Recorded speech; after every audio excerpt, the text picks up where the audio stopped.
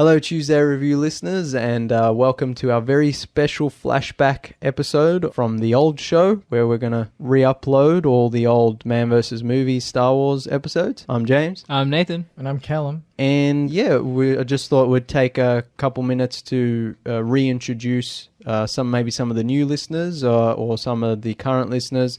A few years ago, I had a radio show called Man vs. Movies, which then kind of morphed into the Tuesday Review, and Callum and Nathan kind of joined me on that journey. So the original Star Wars special, which you're about to hear, was recorded back in December 2016 and was episode 8 of Man vs. Movie. So I was still new to radio, and you know the audio quality might not be the same as it is now, and my presentation abilities might not be the same. A lot of time constraints. Yeah, and more P's got through, I'm sure. Yeah, a lot of pops. This was Callum and Nathan's first time on the radio. This first time I had them on the show. Trial by fire. Yeah.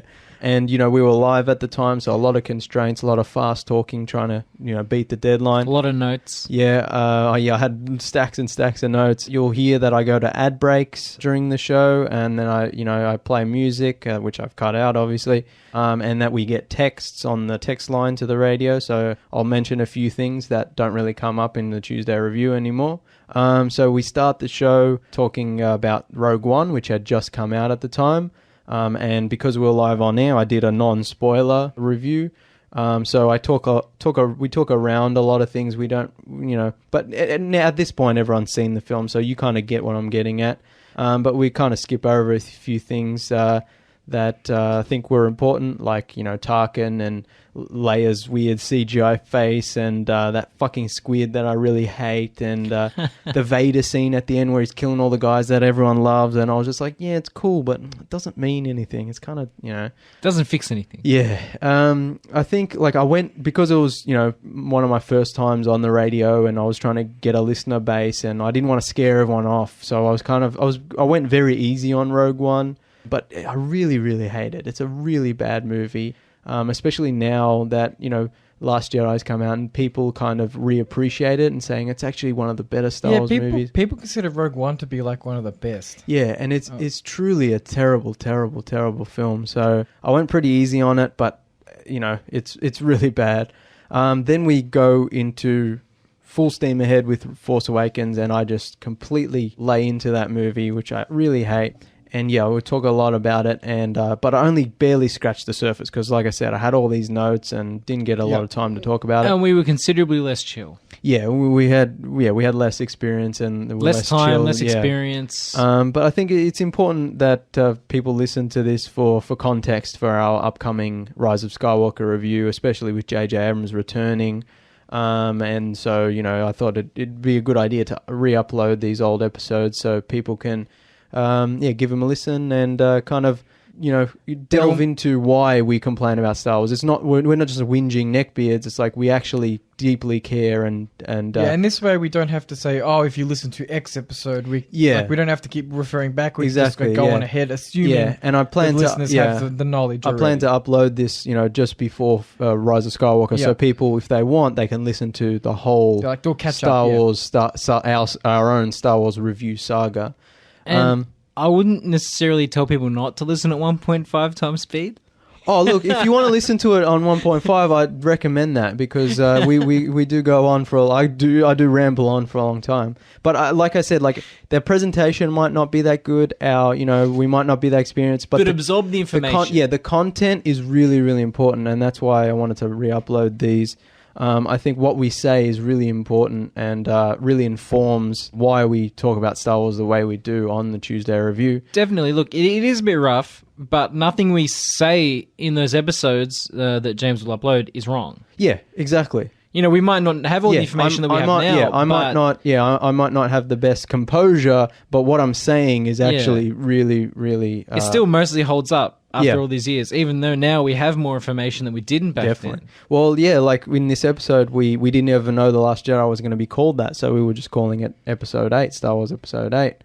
So, yeah, I hope you enjoy this episode. Thanks for listening, and sound the alarm.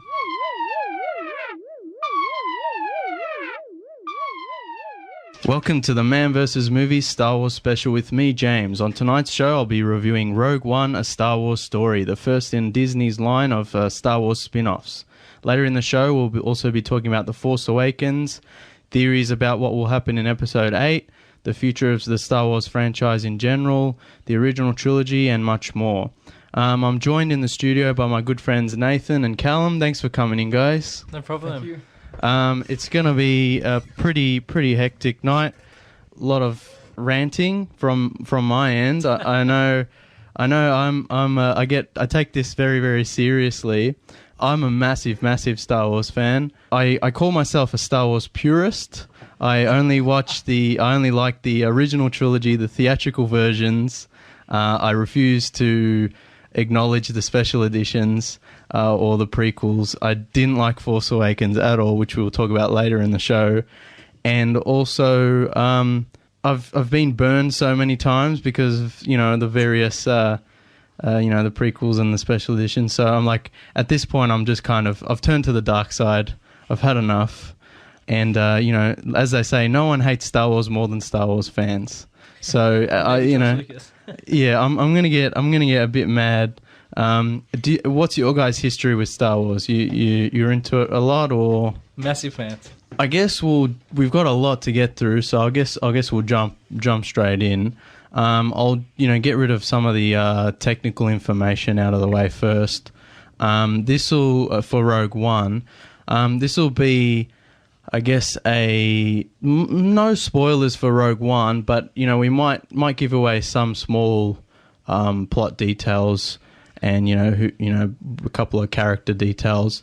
Nothing to not give too much away. But it's also hard not to spoil some of it because it's like, if you've watched episode 4, right at the start, it sort of gives a whole lot of the movie away anyway. That's true too. I mean, if you've seen the first Star Wars, if you read the opening crawl, that's this movie.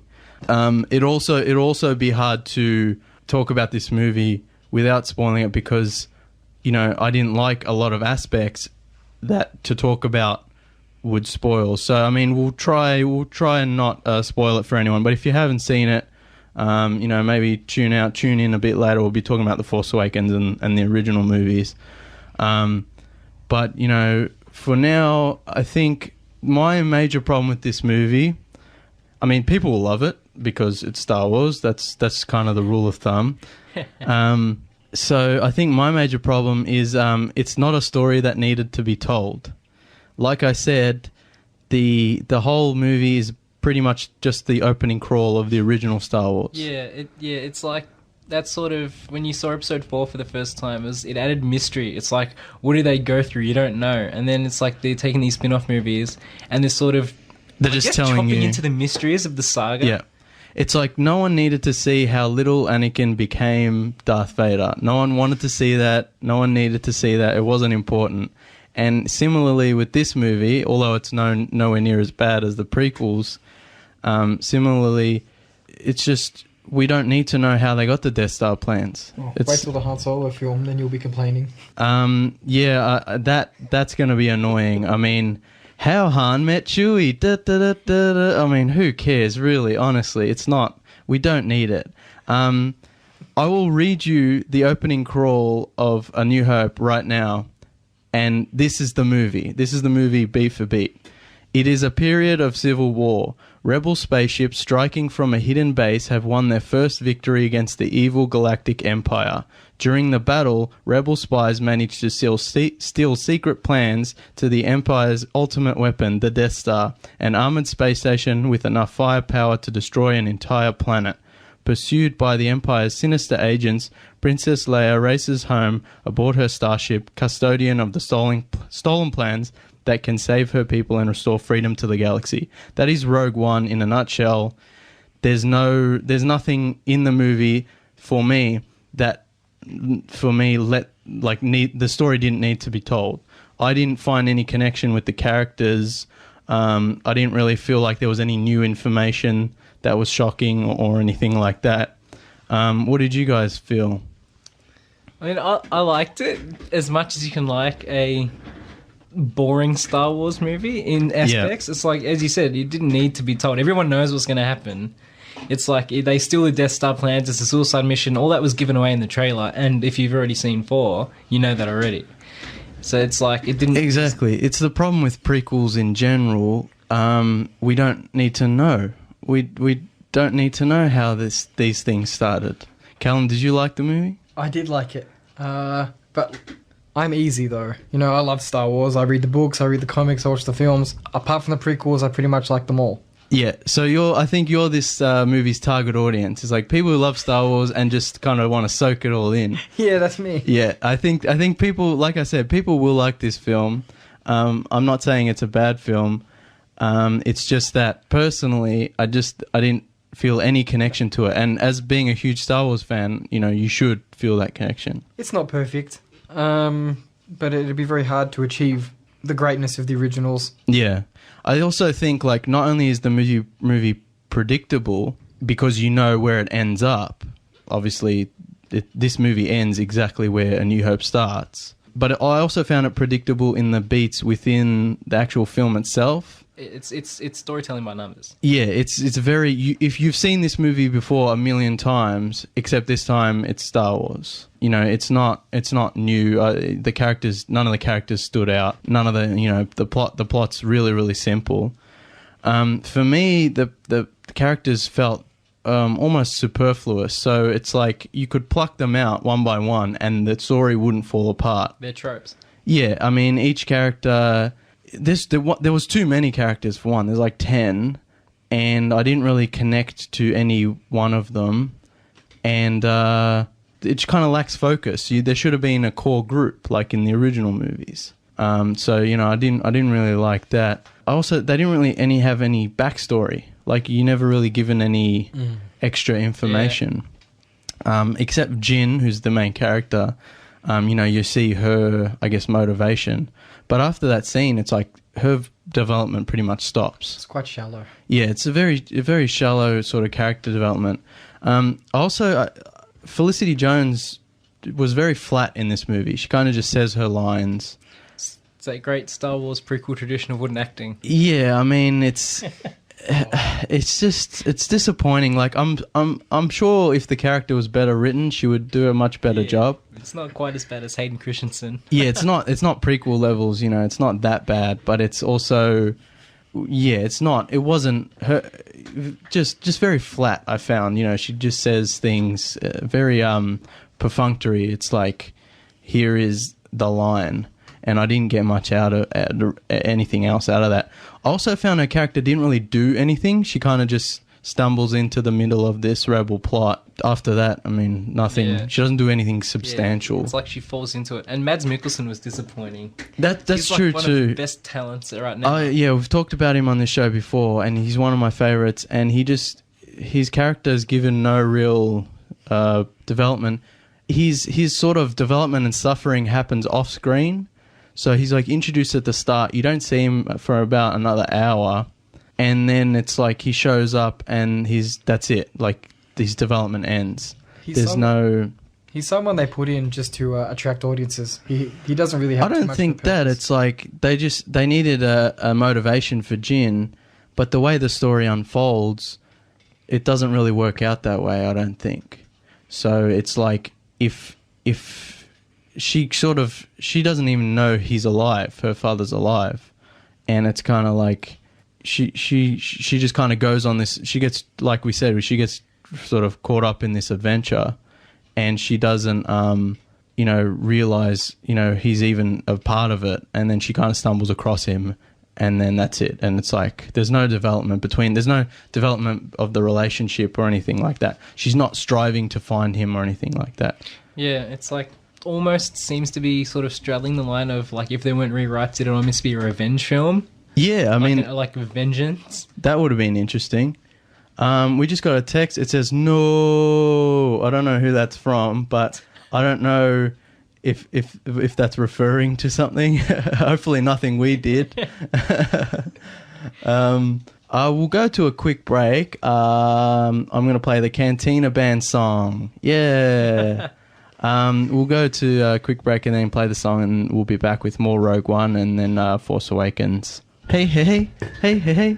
Hey, hey, hey, hey, hey, hey. It's the Man vs. Movies Star Wars special.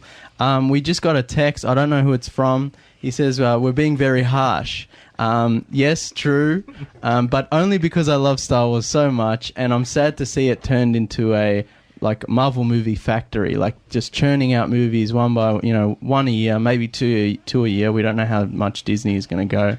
We're going to get one of these spin-offs every second year. So last year was episode 7. This year is Rogue One, the first spin-off. Next year is episode 8. The year after is the Han Solo spin-off, which we don't know how that's going to turn out. Year after that, episode 9. Year after that, another spin-off, maybe Boba Fett or Yoda, whatever. Year after that, episode 10. So it's just going to keep going. And if the movies stay at this kind of level, I mean, if they're all as bad as Rogue One, that's okay. If they get any worse, that's it. But I think the problem is they're no longer trying to make great movies. They're just trying to churn out the quick blockbusters. Blockbuster. As good as Disney is for Marvel, it was always the risk. Star Wars is a bit more special. A bit more sort of like the magic that all happens off screen. And then when they're putting in the Disney Marvel sort of making machine, then it's like you strip a lot of the greatness off it. That's a good point too. It's like if you screw up Captain America, people are going to get a bit mad. If you screw up Star Wars, people will murder you. So it's kind of like... so in terms of characters, we talked about Jyn. She just kind of sleepwalks through the film. Forrest Whitaker, a great actor, his character is completely wasted. He plays a character named Saw Gerrera, who apparently appeared in the Clone Wars animated series, but I haven't seen that. He leads a sort of band of fanatical religious terrorists. Political extremists. Yeah, extremists. So they're too extreme for the rebels. They fight against the Empire using any means necessary, and they're even too extreme for the rebels. So they're kind of an outside outfit, which is really interesting, but they never delve into that. They just kind of say that, and then you never really explore that at all. And his character is an important character because he raises Jyn after she loses her family. And it's kind of but you never see any of that on screen. And when they do come back together, they have a quick exchange of words, and then you never see him again. And it's kind of they completely drop not only the interesting extremists plot, but also the relationship development between those two characters. So you can imagine if Luke met, if Obi-Wan saved Luke from the Sand People and then was like, okay, bye. You can imagine, it's not, it's not that extreme, but, it's quite similar. I also found Saw Gerrera's character to have similarities to Darth Vader. He has robotic cyborg parts. He uses a breather to help him breathe. But they never explore that either. It's I would have liked a bit more To be fair, I think it was mostly maybe more of an Easter egg for Clone Wars fans. Probably delves more into that maybe TV show. And I think that's a problem with these movies. The Force Awakens has this problem too. It's I shouldn't have to watch the cartoons and read all the books to enjoy this movie. Yeah.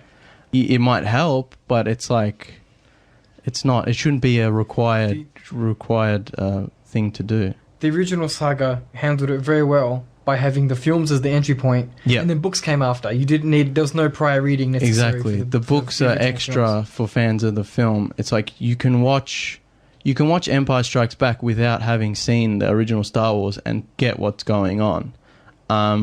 You don't have to read anything. You don't even have to watch the other films, I think. Even maybe Return of the Jedi, you can pretty much get what's going on without seeing that too. I'm not saying you should do that, but I'm saying if someone's coming to Star Wars and just sees Return of the Jedi, I think the way it builds up, they sort of get what's going on. The crawl helps. The crawl is an integral part as well. And, you don't have to go outside. So that's a problem I have with these movies. We'll talk about Force Awakens later as well. Who else? Mads Mikkelsen, we talked about, wasted. His talent's wasted. Ben Mendelsohn, he's a phenomenal actor. I found it a bit lazy. Now, traditionally, the Imperials have that sort of posh, upper-class English sort of accent, colonial, and he just like, I don't even care. Yeah, it's an Australian I think accent. He's like, the Americans aren't going to know the difference. That's what I love about Ben Mendelsohn's acting. He's so like natural, and he just doesn't really, his character, he doesn't really care, and that's the problem I had with it. It's like, he's supposed to be this, he's the guy in charge of the construction of the first Death Star. And he's just like, yeah, whatever, man. I'm here for my paycheck. Yeah, it's like, I'm here for my check. I'm going to kill some rebels, get them out of my way, whatever, man. And I feel like he's almost too natural for a Star Wars movie. He should have been more theatrical. Yeah. I know that's kind of a nitpick. But, the texts were from Vlado from It's Not Rocket Surgery. So I think he loved the film. He said his favourite character was K2SO, which is an interesting choice. It was one called Sasspot. Yeah, Sasspot. Yeah, I think he'll be a fan favorite. If you don't like our harsh reviews, wait till we get to The Force Awakens, because that's going to be fun. It's going to get brutal. It's going to get brutal. But we will talk about the originals, which I do love dearly, and I'll explain why they are so great and why the newer films don't live up to them. And there's a reason I don't like the new films. It's not because I'm like a hard ass. It's because the originals are so important to me. So then there's Cassian, who's like the Han Solo ripoff, I guess. He doesn't have really any development at all. The Rogue. He's the Rogue. He's plays by his own rules. Kind of a cowboy. Doesn't really do anything. Doesn't have any development. Doesn't have any backstory. This is my problem with the film. All these characters, you can pluck them straight out of the film. You wouldn't miss them. K2SO, like we mentioned before, he's a Imperial droid that's been reprogrammed to fight with the rebels. There's a story there. They could have built on that. That would have been cool. I like his design. He looks really cool. He's played by Alan Tudyk, who's a great actor. It's a guy from Firefly? Yeah, Wash from Firefly. Yeah. He also played Sonny the robot in iRobot, so I don't know, this guy's got a thing for robots. But, I mean, he's really good. He also did the motion capture, not just the voice, so he actually performed as K2SO on the set. Should have had him in a suit instead. Yeah, and that's my problem is CGI. I understand that K2SO is not a character you can play like with an actor in a suit because of his proportions and his size. So I understand when he's walking and running and doing action, you have to use CGI. But I felt there was a lot of points where he's just sitting in the cockpit, like of the ship, and you just see his like upper torso. I'm like, he could have been animatronic. That would have been really cool, and it would have felt more real. The reason Jurassic Park holds up is because they only use CGI in about 15 shots. Otherwise, all the dinosaurs are practical. They always use animatronics whenever they can. Yeah, it's like that short-sighted thinking of the CGI looks better now, but usually, like, you'll find that in less than 6 months, the animatronics hold up longer. It doesn't look as impressive right now. It's like when Avatar came out, I was like, oh, this is the best looking thing we've ever seen. And not even 6 months later, it looked like a video game. Like, it didn't look good. And if you watch it now, it's bloody terrible. And it's the same thing. They cram all the CGI in. Whether it's easier, I don't know. But it's just, I didn't feel like it. They obviously put so much time and effort into this movie. They could have gone that extra bit. J.J. Abrams kept saying, oh, we're using practical effects here. We're using practical effects. It's going to be like the originals. But then you watch the movie and there's just CGI crap everywhere and it just looks ugly. We'll get into that later. I'm getting ahead of myself. People aren't going to like me after this show. Disagreeing with 90% of what you're saying so far. Need you to come on for a debate on It's Not Rocket Surgery. Deal. Done. That was Vlado. He's completely against what I'm saying. But like I said, I only do it because I love Star Wars. I only hurt you, Vlado, because I love Star Wars. Also, K2SO is basically the comic relief, I guess I'd call him. Yeah. I didn't really find him that funny, except for a few really, really good bits.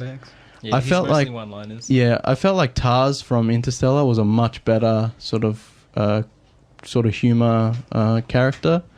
And also the design of Tars is amazing, which we won't get into because then I'll be talking about Interstellar for another hour. I'm just going through the motions here. I'm just talking about all the stuff I didn't like. Let's talk about the stuff I did like. The costume design is really, really good in this movie. The jackets are really nice. I love a good Star Wars jacket. Puffy leather. Yeah. Vlado's laughing. Thank you, Vlado. I don't want you to hate me. Yeah, there's some really good jackets. Just really good costume design overall. They do a good job of recreating the look of the original Star Wars movies. It's a bit gritty. Yeah, it's more gritty. Not everything's so shiny like the prequels. I also really like Vlado, he said, I love you too. Thank you, Vlado. And I thought the set design was really nice. They did a really good job of recreating like the rebel bases, and the bit where they go undercover in the Imperial base on Scarif. That set was really, really nice too. Yeah, was it the rebel base where they're at is like the same location? Yeah, it's the Yavin 4. Yeah, it's the same set location too. Yeah, they did a really good job of recreating that, I think. And that's the best aspect of this movie. They did a good job of, recreating the originals and doing stuff like that.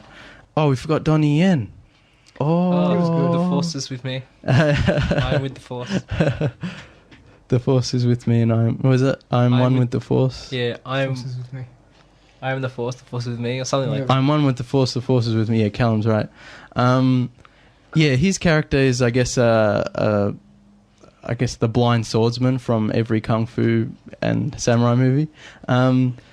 But he's like, I guess, Force sensitive. He's not a Jedi, but he sort of taps into the he can feel the Force. He can't wield it. Yeah, he's open to it, and he does utilize it.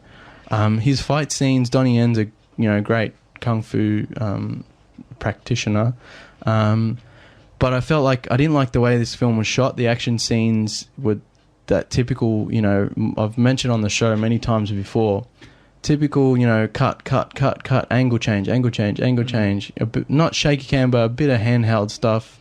And the movie also is quite dark, the lighting and stuff. So I didn't like the way his action scenes were shot. It would have been better, if they really did some really good sort of Hong Kong style locked off camera angles and stuff like that. The reason the Matrix movies look so good, the fight scenes, is because they filmed it in the sort of Hong Kong way of shooting fight scenes. What did you guys? Any standout good things for you? I approved of the tone overall of the movie. It was a bit dark and a bit grittier. The feel was like, I guess maybe the original trilogy. It was a bit darker. Bit darker, yeah. I didn't like the sort of, obviously it's all happy and shiny in the originals, the prequel trilogy. Sorry. It was. Well, even the prequels were kind of a bummer because they have to end sadly before you get to. Yeah. But I understand what you're saying. It's all shiny palaces. Yeah, it's all shiny. Yeah. And sand we don't like. Yeah, we don't like sand. It's too sandy. I liked as you said, the set design was good. Yeah. I liked the whole thing. I'm not gonna lie. Yeah, you're an you're an easy please. What else? I could talk about. I don't want to spoil it for anyone, but I will say there is a character played by an actor who has been dead for 20 years. They decided to bring him back using a creepy CGI face. I hated it. It was distracting. It did not look good. I didn't like it. I couldn't suspend my disbelief at any point. Yeah, but that was just weird because it's like everyone else is being played by real people, and they have that one CGI. Yeah, it looks like a Pixar character right in the middle of. It's like, I don't want to spoil anything, but it's not what you would consider normal in a CGI for Star Wars. Yeah. I think it was unnecessary. His character could have been cut out or at least worked around in a way that you didn't have to use him so much. Yeah, reference him off screen. Yeah.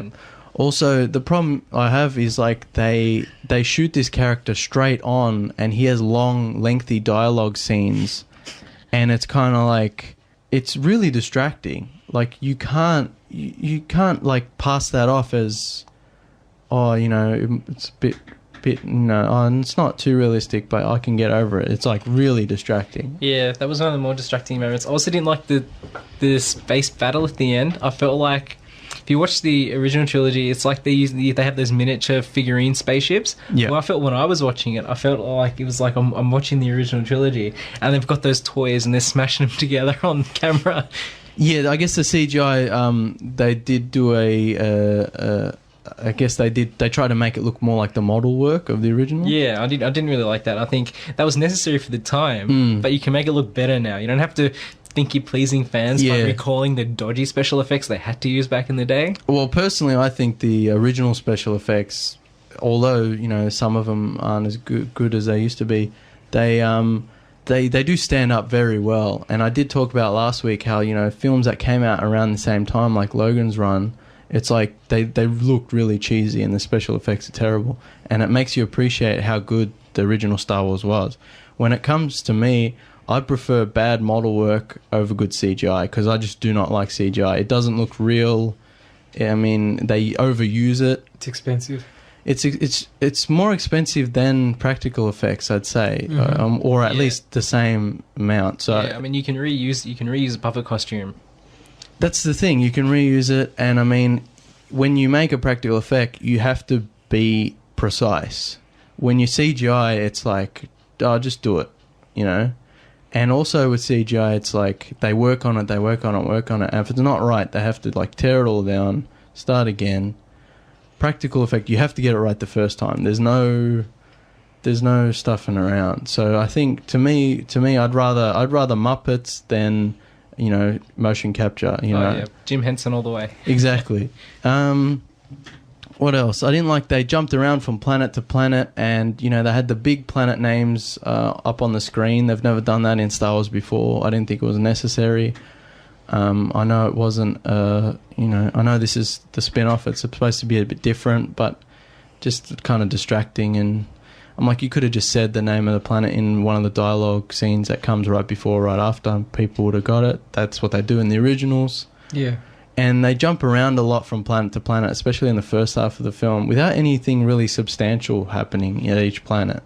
Like, the original film, there's only like 2 planets. There's Tatooine and Yavin, and in the middle there's Death Star, which I guess is like a metal planet. And, you know, other than that, the reason the movie's so good is because the world building and the language and you know, the way the characters move from place to place. They take a minute. Yeah, they take their time and at each location, and something substantial happens at each location. In this movie, there's like 10 planets in the first half an hour, and they're just jumping back and forth, jumping around.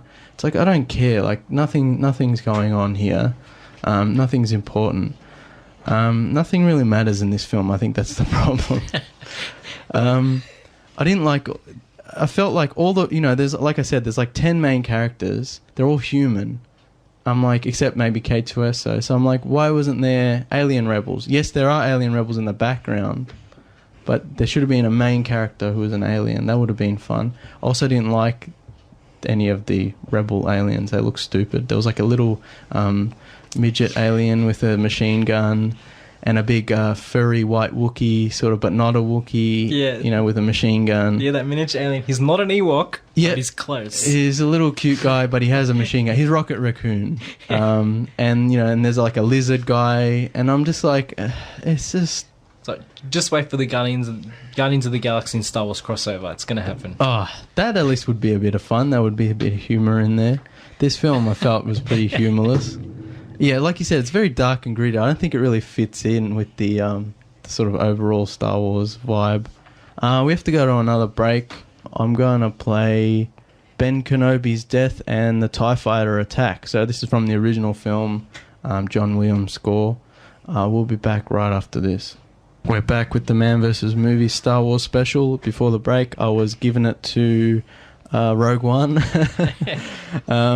What I wanted to say was there were too many references in this film. Like, it was like, hey, remember this guy? Hey, look, it's R2. Hey, remember this guy? Hey, look, it's Blue Milk. I'm just like, we get it. We're Star Wars fans. And I know people love that stuff. Callum, I'm sure you love that stuff.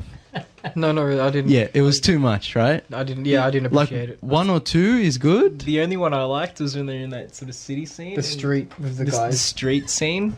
And there was that character from... Oh no, I hated that. The original. That's the only one I liked. Dr. Cornelius and Dr. Everson and Ponda Baba. They're guys who pick on Luke at the Yeah, cantina. It's like I'm a- they just happen to bump into Jin and try to start a It's like- fight. I did chuckle at that. I don't know why they're there. I face palmed. I'm like, really? Like this is too much. It's just an obvious sort of, here's an Easter egg, Yeah. but I chuckled. There's just so many Easter eggs. They're not even Easter eggs because they're so blatant and in your face. You don't even have to know what they are. They're not subtle. I also felt that like there was so much repetition of like lines from the original movie. Like a lot of characters say lines that they said in the original movie or that other characters would say in the original movie. And there's just, it's too many. Like 1 or 2 would have been fine. Blue Milk, yeah, whatever. And then from Blue Milk onwards, it's like every scene is just packed with different references. There's even like they talk, a couple of stormtroopers talk about, the T-15. I mean, one of the characters even says it's a trap. I'm like, like honestly, like there's too many, and I feel like people get all wrapped up in the references, and they're not even thinking about the movie itself. And Yeah. they're applauding the funny reference, but they're not even thinking about the new material in there. And I think that's kind of the problem, is the new material no one cares about, but it's the references that are the fun part. Yeah, Disney marketing by numbers. It's like generic characters, tick. Mhm. Easter eggs or references to what we all know and love already, Yeah. tick. I think one of the references I did like, and I would consider this an Easter egg because it's not in your face, is that Donnie Yen's character is referred to as a guardian of the wills. Now, if you know when George Lucas was writing the original script of Star Wars in the early 70s, the early drafts, he was writing it as if it was being written as like an ancient like form of text. Written in the journal, something called the Journal of the Wills, which was written by these mysterious ancient characters and passed down through generations. And the first book of this journal was called The Star Wars, and that's what the movie we see. So I thought that was cool that his character is a guardian of the wills, so it's like some sort of, ancient, mysterious Jedi order or something like that. And Callum, you were saying like, you would have liked to see more of Donnie Yen's character. I think his name's Chirrut Imwe, his character. More of his backstory. That would have been way cooler. Yeah, there's glaring references to it. He's got like the lightsaber hilt on the end of his staff. Yeah. And I mean, that's the stuff that I wanted to see in the movie. They refer to things in the movie that should have been on screen, and they just kind of gloss over it, and then the rest of the boring movie happens. Whereas all the cool backstory stuff is the stuff I want to know about. Yeah, exactly. You can see the potential, but they're just like, no, we have to go to the next scene now, and it's going to be another action scene. Exactly. I think I've crapped on this movie enough. I've got heaps more to say, but I'm getting into like massive spoiler territory. I did really like the Death Troopers, the black stormtroopers that Director Krennic's like personal guard. They were really cool. I really liked that design. The design of this movie is much better than The Force Awakens, which I thought looked really ugly. I also like the U-Wing, the sort of spaceship they use. That looked like something that would have been in the original trilogy. So there is some nice design, like I said, nice costume design and set design as well. Yeah, the worlds look really nice. It's just they ruined it with all the CGI. The thing is like when J.J. Abrams made Force Awakens, and when this movie was directed by Gareth Edwards, who did Godzilla, the new Godzilla, which I didn't like either. When they make this movie, they say they think that Star Wars is cool because of the lasers and the spaceships. The reason Star Wars is stuck around and is so important is not because of the lasers and the spaceships. It's because of the story and the characters. If the story and the characters were terrible, no one, Star Wars wouldn't be so important like it is now. So when they make these movies, they're like, hey, it's AT-STs, hey, it's AT-ATs, hey, it's X-Wings. No, it's AT-ATs. Because you can't say ATST for the AT-ST. That's all right. Save this debate for another show. we'll take up the next hour debating on Star Wars terminology. But that's my point. It's like, hey, look, it's X-Wings. Hey, look, it's TIE fighters. It's like, yeah, that's cool. We want to see that. But where's the story? Where's the characters? That's the important part. That's the part that grounds and brings all your stuff together. One thing before we move on, Blue Leader's mustache was dope. Was that not original episode 4 material? No. I'm not talking about that. That's Red Leader and Gold Leader were taken. Like footage was taken from the original movie, and like I knew one of them was taken from the original. that was like, because people love that stuff, and I'm like, yeah, that's too far. Like I understand they were probably there at that time. It makes sense, but I'm like, with all the other Easter eggs, you know, and all the other bad stuff that I've been talking about, it's like. And then you're ripping literal pieces out of the original film and putting them on screen. Was that the same actor that plays one of the priests in the new Exorcist TV show? It might be. I don't know. We'll look it up later on. But Blue Leader is a new character. I think his name is General Merrick, played by Ben Daniels. I wrote it down because he's got a dope mustache. And I'm like, that guy looks like an X-Wing pilot. He looks like, you know, a 1977 Star Wars X-Wing pilot. I wanted to see his story. And that brings me to another point. When they announced this movie and they just announced the title, Rogue One, I thought it was going to be about the beginning of the Rogue Squadron. Would have been a much better which is movie. the X-Wing group of X-Wing fighters, that the Rebel fighters. Like Wedge Antilles. And led by Wedge. And it's like, that's the movie I want to see. Where's that movie? And... You want to see Top Gun in space? That's what we want. That's stuff like that. It's like, yeah, I mean, the original films have such great, like, dogfighting between the X-Wings and TIE fighters. It's like, that's what I want. And it's like... And at the movie, we get heaps of X-Wings just flying around. But I mean, we don't know anything about the characters, so we don't care. I didn't care about the end battle because there's just heaps of stuff flying around, and you know, I'm not emotionally invested in it. So apparently, this movie also went through some pretty big reshoots. It was too dark. Yeah, apparently there's a rumor that it was too dark, and Disney wanted to add some light of humor and stuff. I think in some scenes you can kind of tell. Yeah. Like, there'll be some moments that it's, like, really vicious, and then another moment it'll be like, oh, here's some jokes. Yeah, it's not overly jarring, though. You know, as much as I didn't like this film, I didn't find, like, oh, that's a reshoot bit.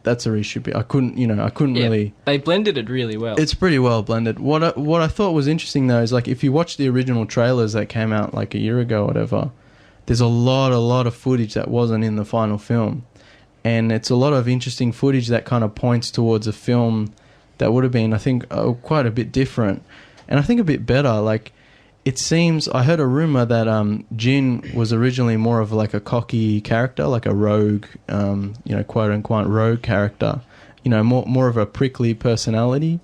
And that they sort of reshot it to change her character to be more sympathetic, which I thought was a mistake. Like, you want her to be a bit of a badass, and she ends up, you know, just being...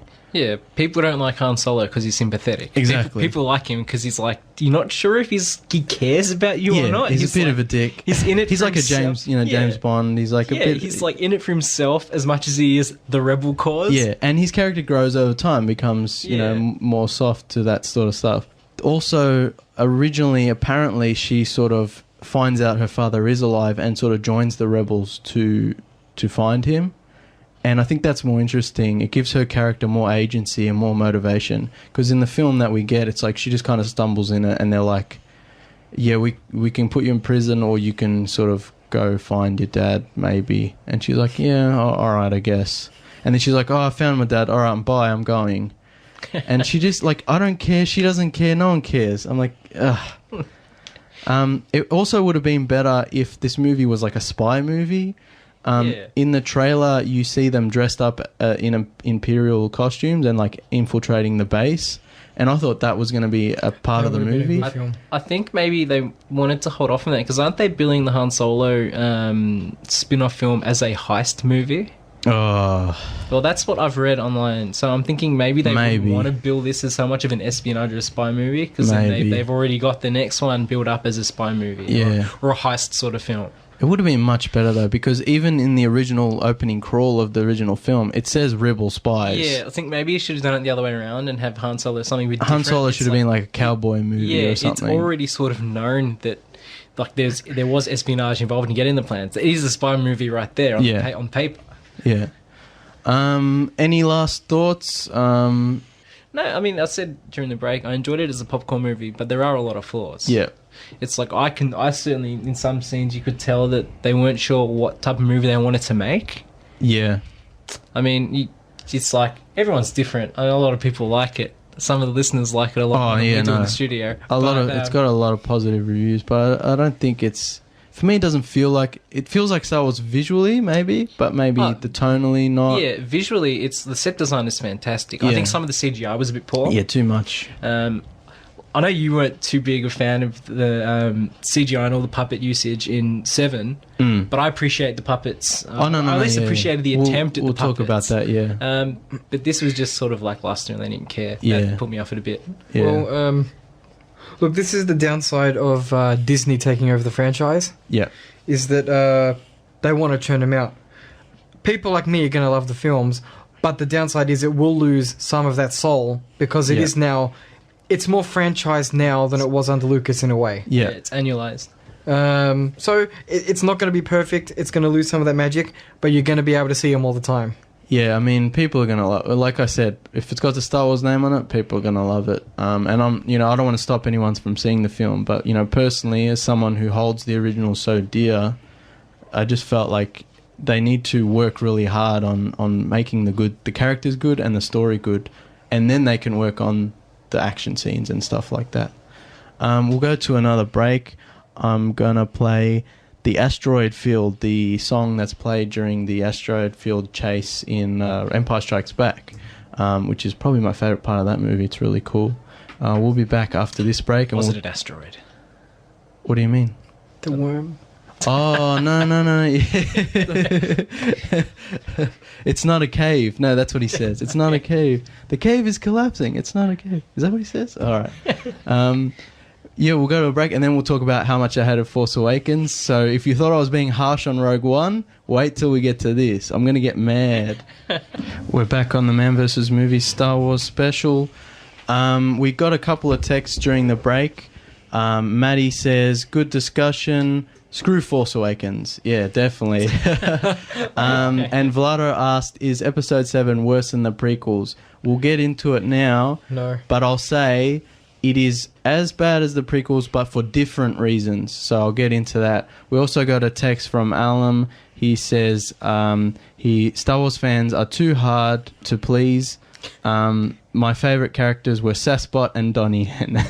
So I think that's another problem with this movie. I have no idea what their bloody names are. I'll just call him Sasspot and Donnie Yen. So Force Awakens, I did not like this movie. Callum? Again, I liked it. Easy to please? I agree it's not perfect. You're Disney's favourite. No, I liked Star Wars before it was cool.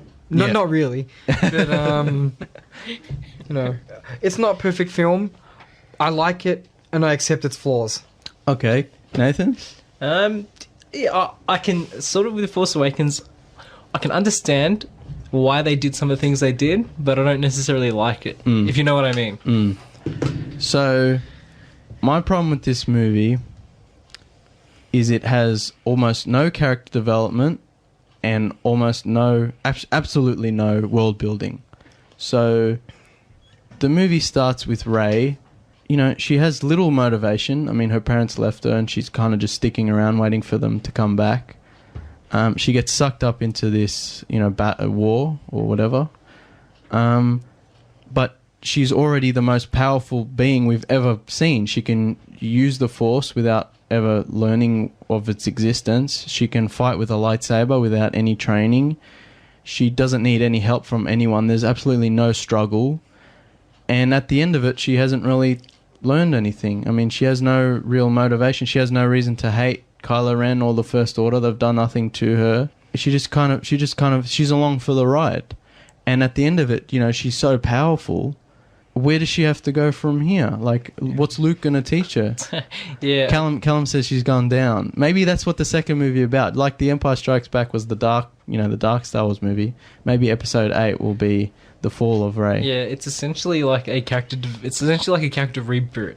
It's like we're meant to think that Leia is now the Luke. But we haven't got time to show all the training and all the struggle that Luke goes through. But Luke it took 2 movies for Luke to use Force to take his lightsaber out of the snow, and even then he struggled. Yeah, and Rey does it in one movie without any training. Yeah, and she's mind controlling without people, struggling. And she's like, she also does the mind trick without ever having learned of its existence. And that's one of the hardest things to do as well. Yeah, and Luke also doesn't do that until the 3rd movie. So it's kind of like, where's she going from here? She knows everything without having been taught. Yeah, it's like, Disney execs are like, the modern audience doesn't have patience to see all of this sort of happen. So let's just have her be kick-ass straight away. Just have her like completely in her own power, sort of. But what's great about the original Star Wars is like they spend an hour on Tatooine just introducing you to the world and the characters, and introducing you to Luke and his struggle. It's like, that's what I wanted to see in The Force Awakens. Slow down, please. Same with Rogue One. There's 10 characters, they're all running around yelling, shooting at each other. We know nothing about them. It's the same in this. Everyone's running around yelling, and there's CGI stuff flying around. We don't learn anything about anyone. Finn is also a useless character. All his character... Good idea, though.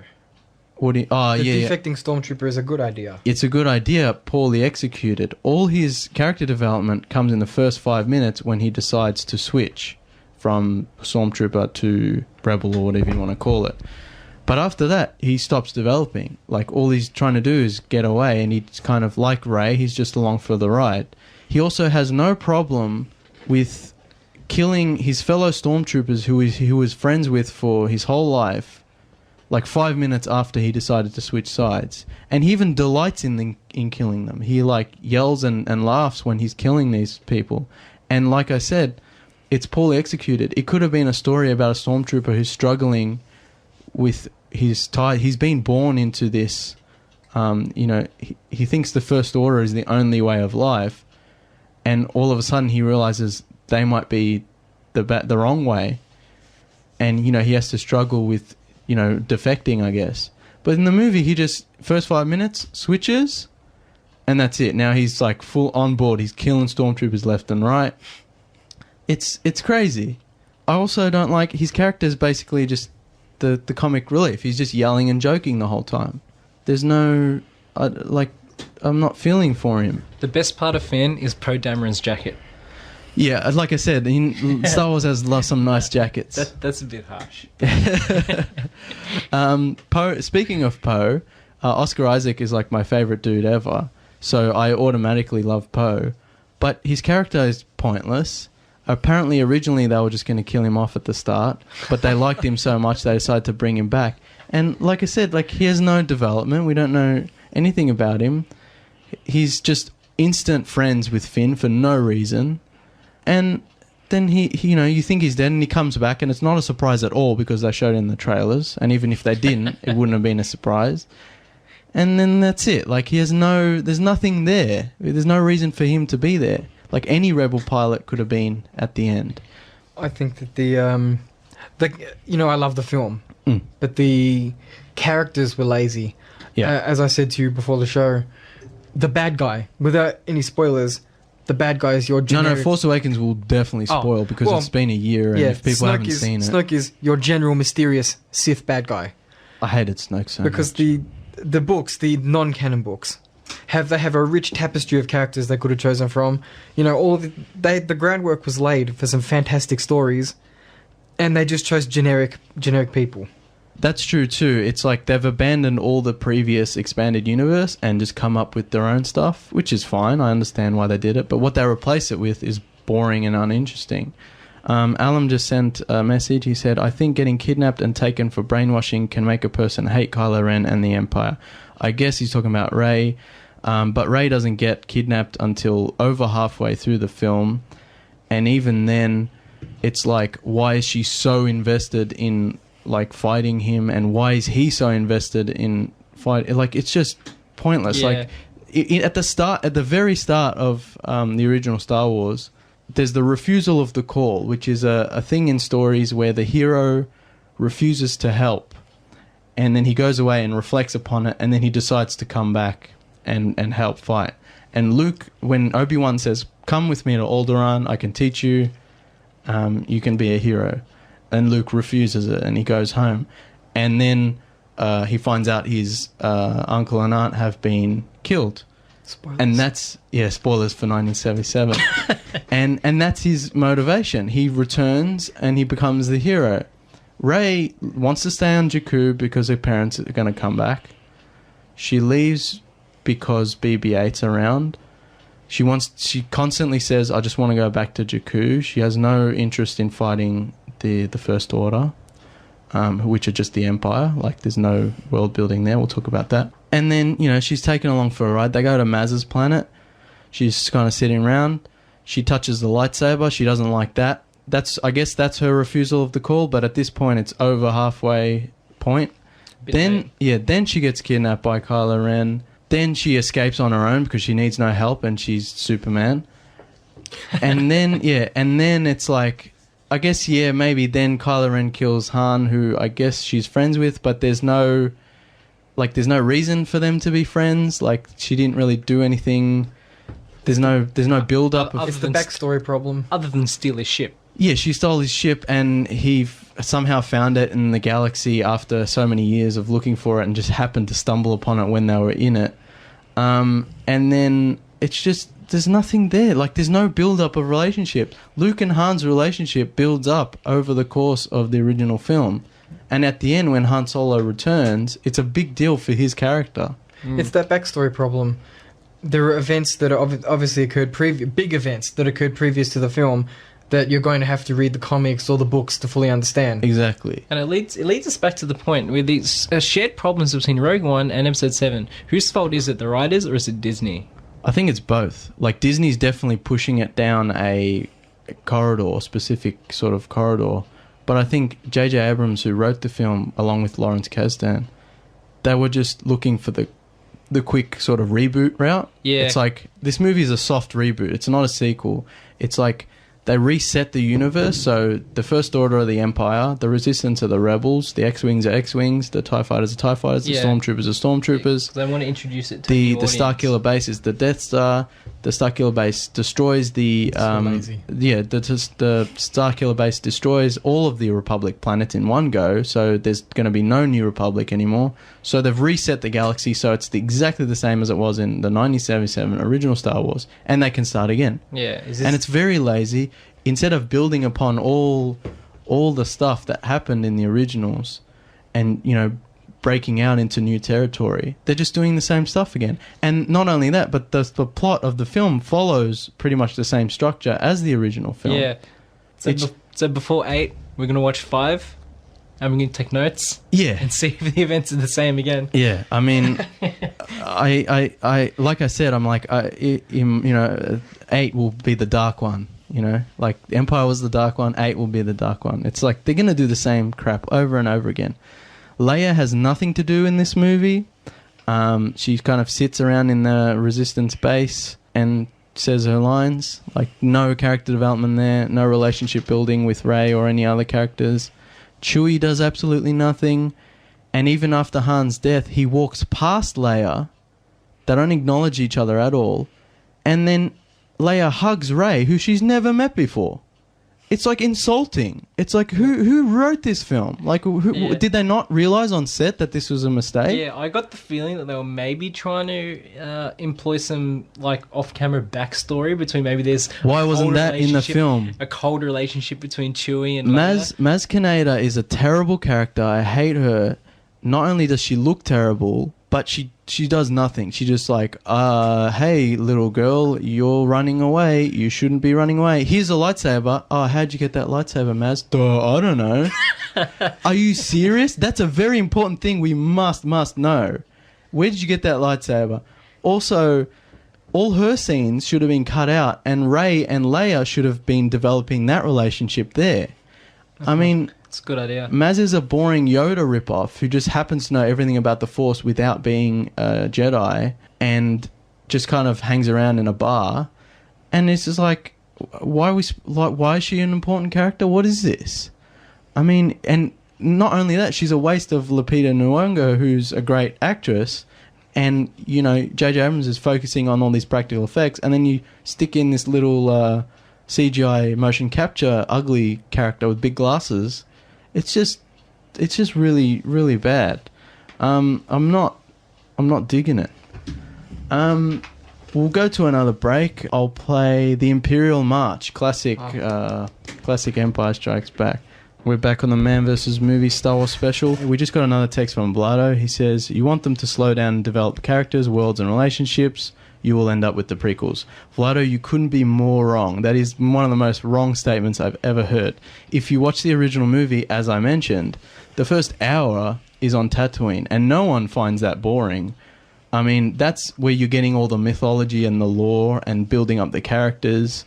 You're learning the language. Also, people also forget that there's a scene in the original film that's basically just a boardroom sequence where the Grand Moff Tarkin and Darth Vader and the Imperial officers are just in a boardroom talking about the politics and the Death Star and the rebellion and the Senate.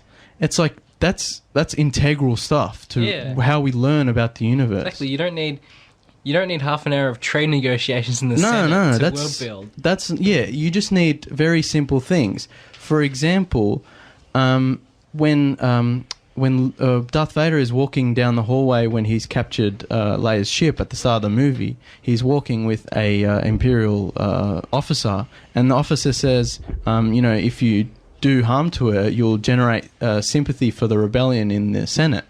That says a lot about the politics of the world without having to actually show the Senate and have long, boring stuff like the prequels. That's world building. That's great world building. Also, Luke says he wants to join the Academy. Like, what's that? I mean, Star Wars fans know that's the Imperial Flight Academy. But, that says a lot of things. He wants to get out of this small world he's in and go on an adventure, which he eventually does.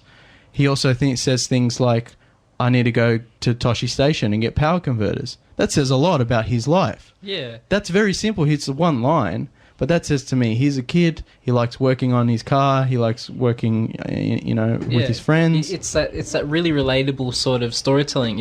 He's at a backwater planet. He hears about the rest of the universe, but he's never been there. Much like the audience. Yeah. It's sort of very much through Luke's eyes. You haven't really seen it. Neither is he. Very true. Also, there's a scene where Obi-Wan, views the hologram of Leia, and him and Luke are just sitting in Obi-Wan's house, and that's a really great, simple scene of they talk about the Force, they talk about the Clone Wars. What's that? Who's that? What happened there? We'll find out. Yeah. No, we won't talk about that. But it's like, they talk about the history of the Jedi and, what happened to Luke's father. That's great world building. And that's a very slow scene. And no one complains about that. That's an iconic scene. And they introduce a lot there. Vlado says, you don't need to know everything, though. Audience doesn't need handheld. Your recollection of the original color is colored with nostalgia. Yes, it is, Vlado, but I'm also coming at it from a filmmaking perspective. When you make a film like that, you can study the original Star Wars beat for beat, and it will tell you, how to make a film.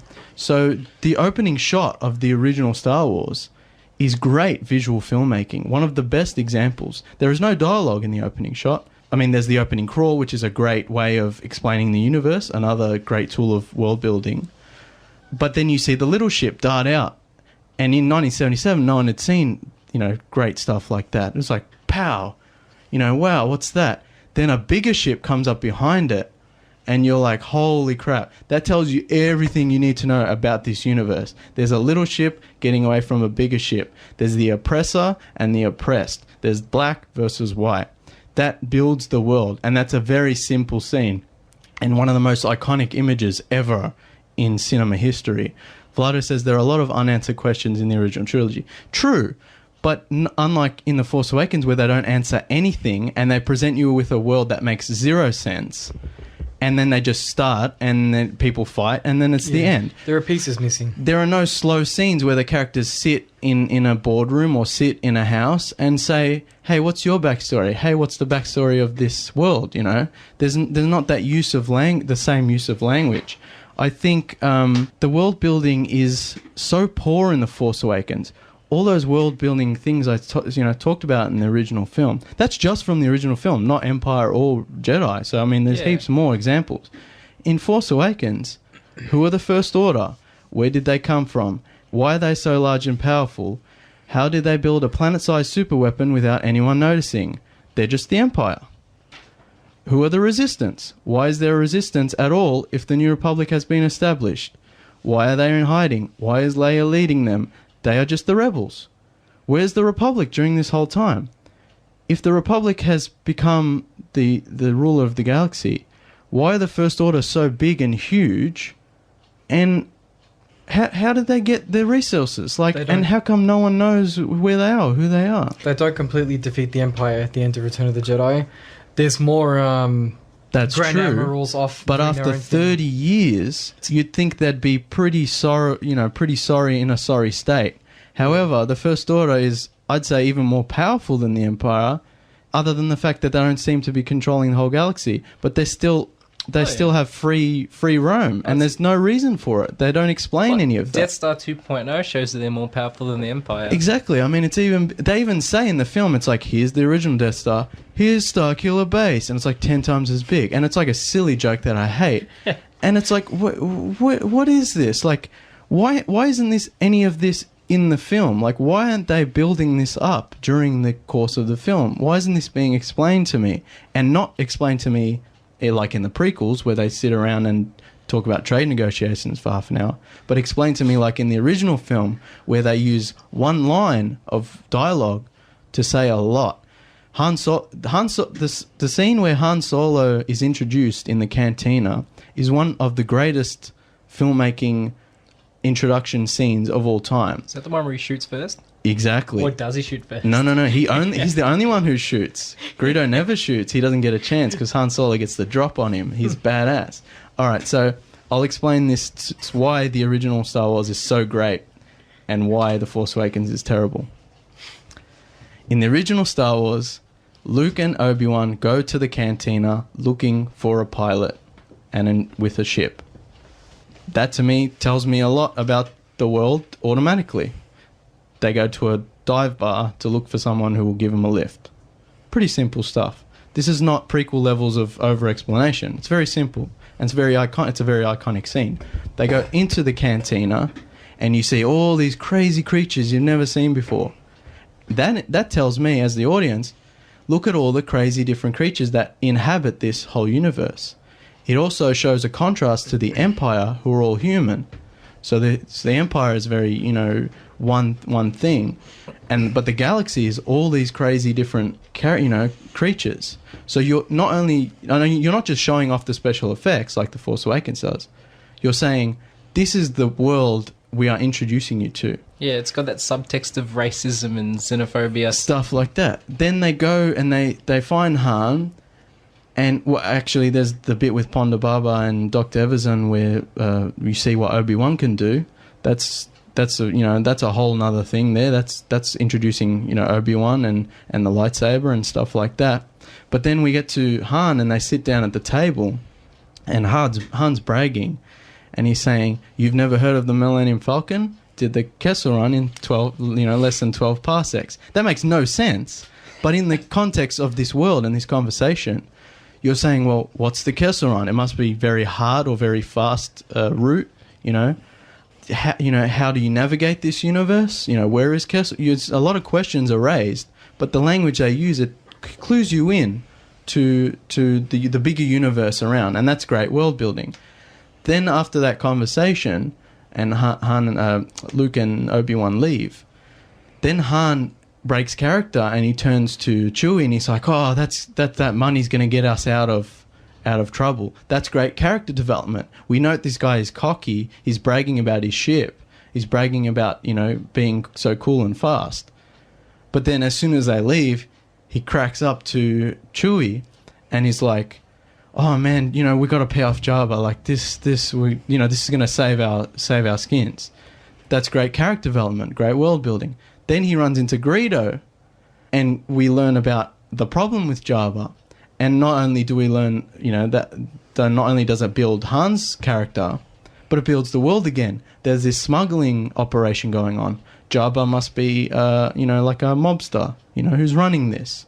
We're introduced to bounty hunters, Greedo. We're introduced to a character who doesn't speak English, so we're learning new languages. And they have very good taste in music. And great taste, as we heard at the start of the show. And then we learn, Han says something like, Greedo says something like, we can't deal with people who drop their shipments every time they come across an Imperial patrol. And Han says, even I get boarded sometimes. It's like, that tells you a lot about the Imperial control of the universe. It's keying you in. And it's very simple stuff, very simple lines, not prequel levels of boring blah, blah, blah, blah, I don't like sand, blah, blah, blah, blah. Blah, blah, blah, blah, Trade Federation, vote now. Anyway, it's not that boring level. It's this really exciting stuff, like iconic scenes like I've been talking about. Then Han shoots first. And we learn about him again. He's a rogue. He has no time for this crap. He's a badass. We're learning so much in this very small scene, in this very small space. We learn so much about the universe, about the characters, etc., etc. That's great world building. That's why the original Star Wars is great, not only from sci-fi fantasy, but also from filmmaking perspective. And in The Force Awakens, when they go to Maz's planet, which they don't really need to go to because why? They go into Maz's cantina and there's all these crazy, things. It's like, why are we seeing this? Yeah, it's and then they sit down with Maz and Maz goes, hey girl, don't run away. I'll give you a lightsaber. I'll give you a lollipop. And she gives her a lightsaber and she touches it and she has a vision. She's like, no, I'm not cool with that. I'm like, wait, why is all this happening? Yeah. The lightsaber stuff I understand, but the ships go at light speed. Why not go straight to the rebel base instead of going to Maz's planet? That's true. They go to Maz and they're like, can you please introduce us to the Resistance? And Maz is like, no. It's like, and then the Resistance shows up anyway. Han Solo's there. He's the Resistance. What's the problem? It's just they should have gone straight to Leia. Leia and Rey should have had quality relationship building time. Simple stuff like Luke and Obi-Wan in the house. Some simple stuff, a few lines, doesn't need to be long, 2 minutes, 3 minutes, and then you move on. And that would have helped a lot at the end of the movie when they hug. That would have explained everything, It's like very simple stuff. I'm not talking about writing, War and Peace. I mean, this is just very straightforward filmmaking stuff. That's dialogue I'm talking about. There's also visual stuff, like I mentioned, like the opening shot, but also the way the Empire looks. They look like Nazis. The very rigid, cold look of the stormtroopers versus the flesh and blood, rebellion troopers. Stuff like this. It's all visual filmmaking. In Force Awakens, it's like just CGI stuff flying at you. There's nothing going on there. There's nothing under the surface. I also didn't like the design of the stormtroopers in The Force Awakens because they're very rounded, whereas in the original stormtroopers are very rigid and cold, and it's like a cut. But the Force Awakens stormtroopers are very rounded. They almost have a smile. It's very curved kind of mouth. It's like they try that gag. The stormtrooper gag was funny at the time, but it's not very professional of the stormtroopers. When Kylo Ren's raging and they're like, nope, I'm That's walking another away. problem I have with this movie. It's like, everything is a joke. Yeah, the stormtroopers, if it was in the style of the originals, they would have been like, yeah, we'll watch, are you okay, sir? Do you need us to help you smash anything up? It's like... The thing with The Force Awakens is every time there's an emotionally sort of poignant scene, they make a joke. So Kylo Ren, supreme example, he's throwing a tantrum, which is very boring and not visually interesting. He's just a whiny idiot. And then the stormtroopers come in and they're like, nope, and they nope out of there. And it's like, yeah, it's funny, but it's like you just diffused all the tension that we were building up there. Therefore, you're making it seem like Kylo is not a sane person. Vlado says, so you're a fan of Akira Kurosawa? Yes, 100%. The Hidden Fortress. Lucas stole the Hidden Fortress and turned it into Star Wars, and that's one of the reasons why it's great. The Hidden Fortress is a samurai film from the 50s, which is told from the perspective of two peasants who get swept up into this sort of war. And Lucas stole that structure with C-3PO and R2-D2, the two little lowly characters who start the film and wander through the desert and find Luke and find Obi-Wan. It's very clear, it's clear goals, It's all about following the plans to Alderaan.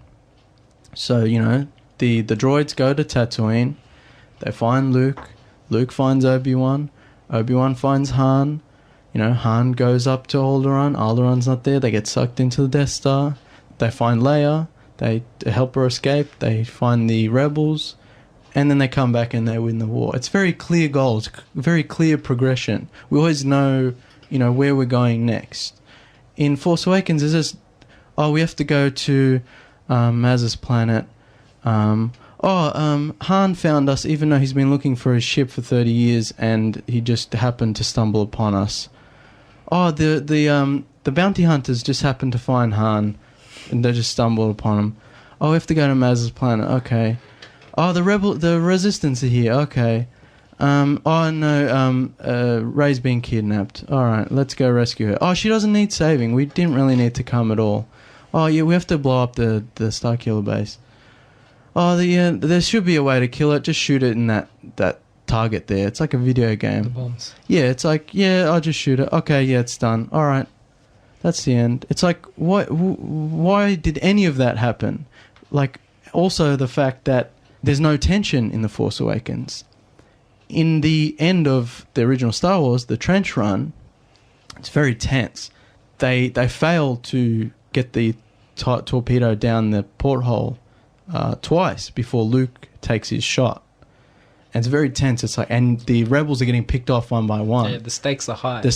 It's like, this is your last chance. And then what does Luke do? He turns off his targeting computer and the rebels crap themselves. They're like, Luke, are you okay? He's like, yeah, I'm fine. And what does he do? He learns from Obi-Wan and he taps into the Force for the first time. He's not like Rey. He's not a super being. He taps into the Force for the first time after being taught by Obi-Wan on the Millennium Falcon to use his feelings. And it's a struggle to teach him as well. Exactly, which is another great scene, world building, character building. They're just sitting on the Millennium Falcon waiting to get to Alderaan. And he's using the probe droid to practice. Obi-Wan's sitting there like, just don't kill us all, Luke. Yeah. Don't throw the lightsaber and hit Chewie. Don't drop that thing, please. And that's very simple world building. It's like they're going to Alderaan. Let's talk about the characters. Let's talk about the universe. No one complained about that scene. Everyone loves that scene. It's not like the prequels. It's very straightforward character development. Natural, yeah. The Force Awakens also has no tension I was talking about. So at the end of Starkiller Base, at the end of Force Awakens, the Starkiller Base, there's just X-Wings flying around, Poe, I guess Poe's there. I guess we care about him. Not really. I mean, he hasn't really done anything. They're just flying around. There's CGI stuff. They're going so fast. They're dipping up, dipping down. And it's like, we just have to shoot the thing. It's like, okay, shoot the thing. They shoot the thing and they go home at the end. It's like, where was the tension? Where was the build-up? Where was the failed attempts? There's a great moment at the end of the original Star Wars. It's very minor. It's about 2 seconds long. Biggs dies, and Luke kind of slumps down his X-Wing, and it goes quiet. No, it's not Biggs dies. It's they missed the torpedo shot. Sorry, they missed the torpedo shot, and this is the rebels' chance, and they blow it, and it just goes quiet, and Luke just kind of sits back in his chair. Yeah, the defeat and the disappointment. Yeah, and the music kind of goes low, and it's about 2 seconds long. That's all you need. I'm not talking about prequels explaining the inner workings of bloody Jedi's blood. I think I'm just glad they didn't. I'm talking about very specific, small visual filmmaking techniques, small pieces of dialogue, facial expressions, just stuff like that. I think the one big moment I think Force Awakens did well with getting the tension right was probably the confrontation between Kylo Ren and Han, which it didn't get diffused by a joke at least. That's true. I mean, I feel like Han had no reason being this movie, has no development, and then he dies, and it's, for me, it should have very inbuilt nostalgia and emotion. But for me, I didn't care. I'm like, well, Yeah, I mean, I saw it coming from a mile away. I knew Harrison Ford wouldn't do this movie unless he got killed off. He's been complaining about it for 30 years. We have to go to a break. We'll come back after this. I hope everyone is still listening and hasn't run off. They've probably had enough of me crapping on. I'm going to play The Pit of Carcoon and Sail Barge Assault. So this is from Return of the Jedi when they're escaping from the Sarlacc pit. We're back with the Man vs. Movies Star Wars special. We were talking about The Force Awakens. We were just talking during the break. In the first scene of the film, Kylo Ren is shown stopping a laser bolt with his force powers. He doesn't even have to concentrate. He goes about the rest of his business while the laser is still in the air. That, to me, as an audience member, says that Kylo Ren is the most powerful Jedi we have ever seen. He may even be more powerful than Darth Vader. Then after that, he's just turned into a weak, whiny idiot. Like, it's just... He gets beaten by Finn, almost, anyway, when they're fighting. Finn doesn't have force powers, as far as we know. He's never used a lightsaber properly before. And it's like, why didn't Kylo just force push him like he does at the end of that fight? It's like, and then... Or push the lightsaber into Finn's skull. Yeah, I mean, and then Rey comes and beats him, and it's like, what? You're sending me mixed messages here. It's like, is he powerful? Is he not? I don't know. I don't know who this guy is. In saying that, though, I mean, he's the only character with any real development. I mean, he's the only one who sort of feels himself going back to the light side, and then he's like, no. Nope. And then he comes back. Much like Vader. Sort of, yeah. And it's like, at least we see a little bit of turmoil in him. Whereas the other characters are just like, yep. Yeah, he's suffering. Yeah, he has some internal, struggle. Unlike, every other character. Also, like, Snoke is just stupid. He looks terrible. He looks like an orc. He looks like Azog the Defiler from the Hobbit movies. Just a terrible CGI they could orc. do so much better with Andy Serkis. Like, yeah, put it to better use. Just put either Andy Serkis as he is, or just put some makeup on him. I don't understand this motion capture. Like, J.J. Abrams kept talking about the practical effects, and it's like, yeah, but then you've got these blatantly crappy CGI characters. It's like, why? I don't understand. And his character as well just seems to be some sort of Emperor rip-off, and we know nothing about him. I mean, where was he during the original trilogy? They'll probably explain all this stuff, in Episode 8. They sort of explained it a little bit in 7. Didn't Kylo Ren found him in some Sith temple or something? Kylo, from what I understand, he didn't like Luke's teachings, so he went searching for his own answers, and apparently he found Snoke in some abandoned Jedi temple. Where was that in the movie? That's the movie I want to see. Yeah, it was like a throwaway line. They don't focus on it at all. Kylo Ren would have been interesting if Kylo Ren was sort of the Bizarro Luke. So you follow Kylo Ren's journey from the dark side. Path of darkness. Yeah, it's like, that would have been interesting, Yeah. I think. I mean, Disney would never have done that. But it's like, that's interesting. That's the kind of stuff I want to see.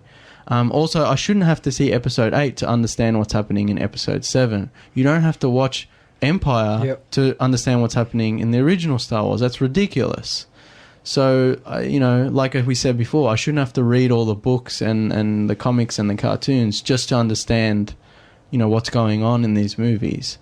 That's bad filmmaking, because you're not... That content should come after the films. Yeah, it should build up off of that. Yeah, I mean, you've talked about your show before about how, say, premium TV is the new world building. Yeah. I think one of the things that might save Star Wars in the future is if Disney can be convinced to make a decent, maybe a Netflix or some sort of cable show. They've been talking about a Star Wars TV show for a long, long time. Then they can slow it down, because it looks like the movies aren't going to change. I have a feeling, though, if Disney did do that, I think it'd go down the same route. It'd be like 10 episodes of Force Awakens, just fighting and guys flying everywhere. I'm sure there would be some better development over the time, but it's just, I don't have faith in Disney anymore. I also didn't like how The Force Awakens looked. Everything, just the lighting was ugly, the cinematography was ugly. The X-Wings were just X-Wing, TIE Fighters were just TIE Fighters, the Stormtroopers, there's nothing new going on. At least in the Rogue One, we had the Death Troopers, which looked really cool. We had the Scarif Troopers, which looked cool. We had the U-Wing, we had the TIE Striker, which we'd never seen before. That's kind of cool stuff. this film, nothing new. Like, it's stuff we've seen before, and not very. Everything looked very plastic, like very shiny. I wasn't a fan. Also, like, you know, Jakku is just Tatooine. Starkiller Base is just Hoth with some trees. The Resistance Base is just another forest planet like Yavin. I mean, and the Rebel Base was on Yavin, so it's like they're doing the same things. It's really annoying. In saying that, like, Rogue One, the opening of Rogue One, that first shot with the ship going through the rings, like the Saturn rings, that was really, really cool. The opening shot of Force Awakens is terrible. I'm not a fan of J.J. Abrams. I don't really like any of his movies. Not even the one in the 80s? Oh, Super 8. Nah, that was like... all his movies are based off nostalgia. Like, they're all like callbacks, and none of them are good movies within themselves. And I feel like That South Park joke. Which one? The one, how they... J.J. Abrams is... he always redoes things. He remakes things. I haven't seen that episode, but they're right. He just redoes the same things we've seen before. And Super 8, what I liked about Super 8 was the kids and their performances and their story. But then it sort of opened up, and it's like we have to see what the adults are doing, and we have to see what these guys are doing. And there's that stupid CGI monster that just looked terrible. And I won't get into it. I don't like his films. I don't like his style of directing. I read a review of Force Awakens where it likened J.J. Abrams to a prostitute. It's like you pay him money, he makes you feel good for a couple of hours, and then he goes away, and you don't remember his name. There was no emotional connection. You'll forget about it. It's like there's no substance there, and that's him. I think his films in general, and The Force Awakens. It's like it's very surface level emotion. It's like we'll make you laugh, make you a bit sad, and then you'll go home and you'll forget about it. Whereas this originals like stay with you. Did he direct the new Star Trek movie Beyond? No, that was Justin Lin, the Fast and Furious guy. I like that movie. They turned Star Trek into Fast and Furious. They've completed the cycle. It's like enough is enough. I'm out of it. I think also the problem with Force Awakens is, at their heart, the original Star Wars movies are swashbuckling adventures. They're pirate films, stories about knights in shining armor, cowboy movies, but with a sci-fi kind of fantasy twist. Yeah, it's always meant to be sort of, it's like a fantasy movie set in space. Yeah, and you know, George Lucas took a lot from the Flash Gordon serials to make Star Wars. He originally just wanted to make Flash Gordon, but couldn't get the rights, so he started work on his own universe based on Flash Gordon. And that's where Star Wars comes from. It's an old 1930s black and white adventure film. There's sword fighting. There's, you know, cowboys, duels. There's, you know, stuff like that. It's when Luke swings off the Jabba's sail barge at the start of Return of the Jedi, you know, that song I just played. It's like, that's a pirate film. You know, da-na-na-na, and then he swings off with Leia in his arms, and they land on the little skiff, and they fly off, and the barge explodes. I'm like, that could have just been a pirate ship and a little boat. Like, these films are based on old adventure films. And I think the problem with the new movies, Force Awakens, Rogue One, and the films in the future, is that they're based on Star Wars films. Yeah, they're action films. The problem with one of the problems I had with Force Awakens was it's a Star Wars film that references Star Wars. It's like, this is a film in which Star Wars exists. It's like, hey, remember this? Hey, remember that guy? Hey, remember that guy? It's very fan servicey, very masturbatory. It's like, oh yeah, remember this guy? Oh my god, this is so cool. Oh my god, look, it's the chess, the hollow chess. Oh my god, hey, look at this. It's just, you can't, like, you're supposed to be making a movie with characters and development, not making it borders on parody at times. And that's, you know, what I really don't like about it. We're running out of time. We'll quickly talk about... Blade Runner. Callum wants to talk about the new Blade Runner trailer. When they announced the Blade Runner 2, I was like, yeah, that's going to be terrible. Another long line of terrible sequels. But just the amount of talent involved... Ryan Gosling, Harrison Ford, Ridley Scott producing, Denis Villeneuve directing. He did Arrival, Sicario, Prisoners. Just Roger Deakins doing the photography, just beautiful stuff. Johan Johansson, who I talked about, doing the music. Just the amount of talent involved in this, I think it's going to be good. Even if it's, not as good as the original, I think... Have you seen the trailer yet? Yeah. That's good. It's look. What did I say to you guys? It looks sexy, and not just because of Ryan Gosling. Yeah, that helps. Yeah. Merry Christmas, everyone. The next show won't be until the 27th, so after Christmas. So I probably won't be able to do like a Christmas movie special or anything like that. I might. Yeah, I'm going to watch Die Hard Christmas Eve, like I always do. And then I watch Jingle All the Way Christmas morning, every Christmas morning. So Merry Christmas, everyone. Hope you have a good one. We were talking a little bit about the Star Wars Christmas special, which is notoriously terrible. I've never seen it, and I don't ever want to see it because it's something that looks so crazy that I'm afraid if I actually sit down and watch it, I will go insane. Do not want. Yeah, do not want. What did George Lucas say? If he had the time... If he had time and a hammer, he would find and destroy every copy. Every copy. I mean, it's just insane how crazy that stuff... It's really weird. George Lucas still cared about Star Wars. George Lucas didn't have anything to do with the holiday special, but it's like... Whoever thought this was a good idea is an insane person. And just all the original cast return and the costumes and sets got to return, but it's not this. It's insane. Like Chewbacca's family. They introduced Chewbacca's family. Hang on, I have the names here. They go back to Kashyyyk, Chewbacca's homeworld, to celebrate Life Day. They introduce Chewbacca's family, his father Itchy, his wife Marla, and his son Lumpy. Like, this is what we're working with. And most of the special seems to revolve around this family speaking to each other in Wookiee without any subtitles for long periods of time, and then sitting down and watching like galactic TV, which are just like weird like cooking programs, and the tutorials. Chewie's father watches like a weird like softcore porno. Like it's insane. Like some random Imperial guy or whatever comes up and sets it up for him. Yeah, it's just absolutely insane. Just the whole thing. Well, what does he say about it? It's like, it's wow. Yeah, it's wow. Just, oh my God. Just in talking about it, I feel like I'm losing my sanity. That's all the time we have. Thank you for listening. If I have any listeners left, I think they've all left me. This comes from a place of love. I love the original Star Wars films. They're so important to me. Like I mentioned, they're not just good sort of action fantasy.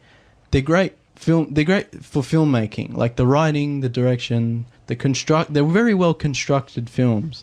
And that's why I love them so much. And that's why they've stuck around in people's psyche for so long. And that's why they're so important for people, and why it makes people so, angry when they screw it up. And so, I just, want to let people know I love Star Wars, and I hope people, enjoy these new films. But I've realised they're not for me anymore. They're for the kids growing up now that are being introduced to the world. We can still now. watch them and be angry. I'm still going to watch every one, and I'm still going to review and probably hate on it. Episode 8's being written, directed by Ryan Johnson, who I love. He did Looper, which is great. He also wrote and directed a film called Brick, which is absolutely phenomenal. It's one of my favourites. Very low budget kind of detective film.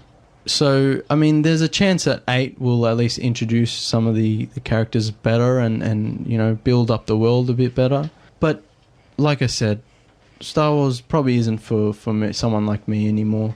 But I'm happy to go back and rewatch the originals. Unfortunately, they haven't released the theatrical versions on home video. I'm hoping Disney will do that soon. For now, I have to stick to my bootleg copies, it's a very, very big shame. So that's all the time we have for. Thank you, Nathan. No problem. Thanks for having us on. Thank you, Callum. Oh, you're very welcome. I hope you guys, enjoyed me ranting at you and lots of yelling.